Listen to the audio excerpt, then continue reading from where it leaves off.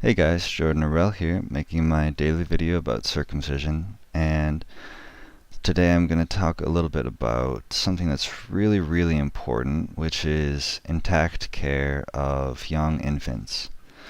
So, I believe this is one of the most important topics around this whole issue, and that's what I included in the first podcast we made for Foragin, and I think everybody who talks about this issue to anybody, once you've gotten past the basics of why circumcision is incredibly wrong and we need to stop doing it, and if the person is convinced, okay, I won't do it, then you also need to educate them how to care for a newborn's intact penis, because there's been a lot of misconceptions about this historically, which leads to some really big problems. So the proper intact care for a child is this. Simply wash the penis off with water, no soap. That's it. Like you'd wash off a finger. Just run some water over it, and that's all you need to do. You don't need to retract the foreskin. You must actually never retract the foreskin. No one should ever manipulate the boy's foreskin except himself. And when he is of age, in his teens or so, and his foreskin becomes retractable, that's when he will need to retract it, and again just wash it lightly with water. You don't need any soap. Soap is harmful to the foreskin. It can be irritating, and so and throw off the pH and the healthy bacteria underneath the foreskin. That's just like you wouldn't put soap in your eyeballs or in your vagina. It's harmful to do so. You just wash it with water. It's nature made it very easy to clean.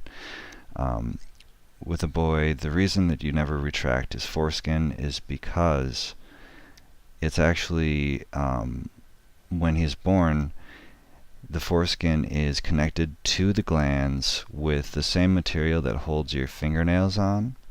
So imagine ripping your fingernails off and trying to clean under there, except for it's not an inanimate nail, it's actually the most sensitive part of your body, the foreskin. And so ripping that apart is one of the most painful things you can actually do to a human being. So you should never ever retract that. A boy's foreskin will retract between the ages of usually somewhere between 6 and 16. And it retracts by itself. He will probably experiment with it and start to retract it at some point in between early childhood and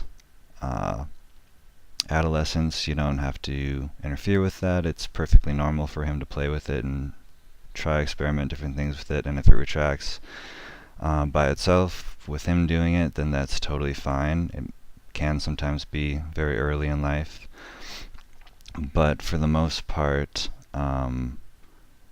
it's something that you really just don't need to worry about. You don't need to interfere in any way. You don't need to clean under it, except to wash it off with water.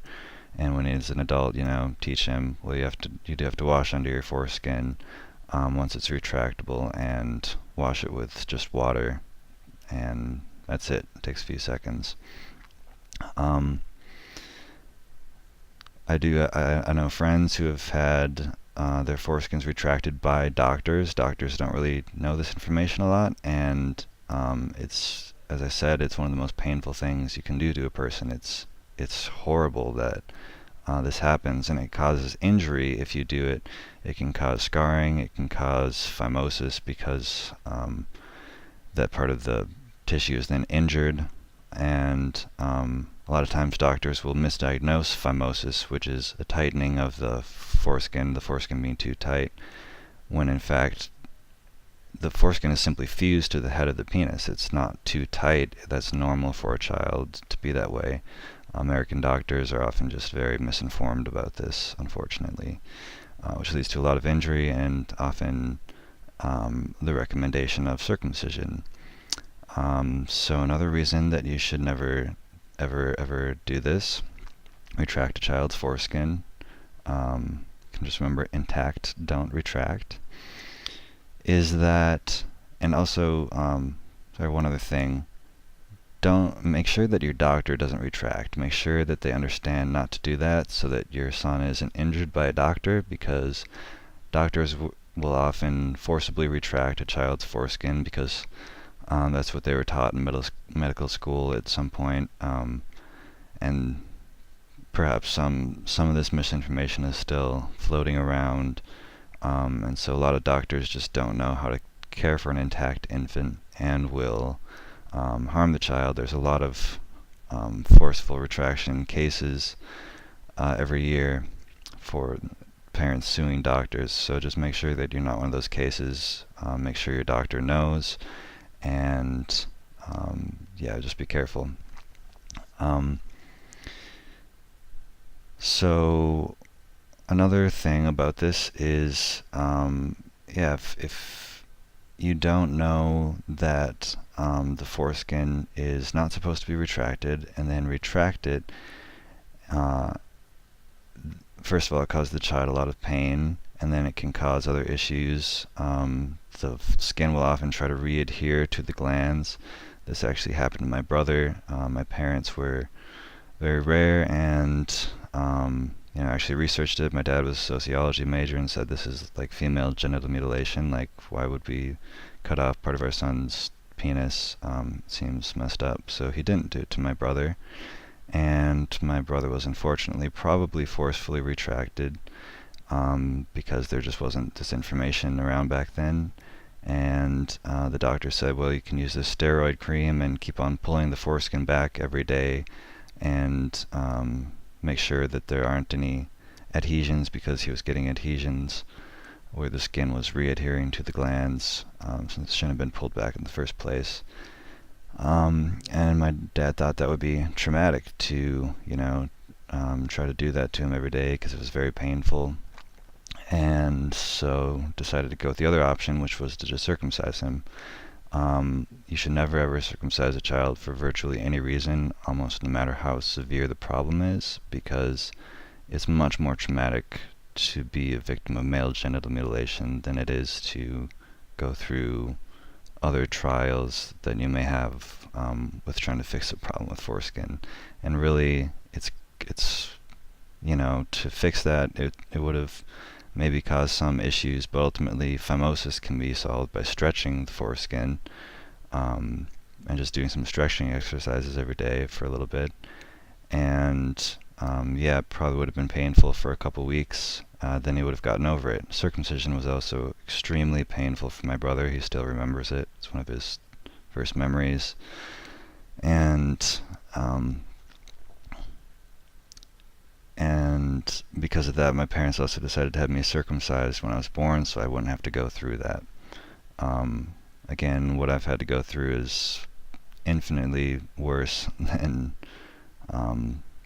anything like that, because I've had years of depression, years of pain around this, and just in a way that I can't even explain. It's so horrible to go through, realizing that you've had the best part of your body cut off for no real reason. I mean, if they just wouldn't have retracted my brother, if they would just understood this very, very simple intact care and not done that in the first place, they would have never had any problem. Circumcised infant care is actually much more complicated and difficult, because you have this gaping open wound where the foreskin was ripped away from the penis.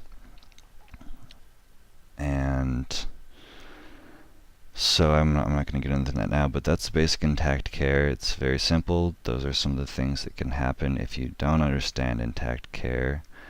And so yeah, please keep on, everybody, just spread this information as much as you can. It's so important that everybody understands this, because once we know not to cut children's genitals, we also have to make sure that we don't hurt them afterwards, and have that lead to having their genitals being cut anyways.